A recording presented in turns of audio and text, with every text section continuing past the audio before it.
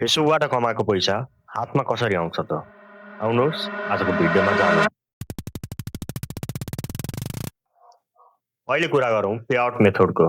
फेसबुकमा दुईवटा payout option छ। एउटा पेपाल र अर्को ब्याङ्क अकाउन्ट। पेपाल राख्नुभयो भने महिनाको $25 झिक्न मिल्छ। मतलब महिनाको $25 मात्रै पुग्यो भने पनि झिक्न मिल्छ।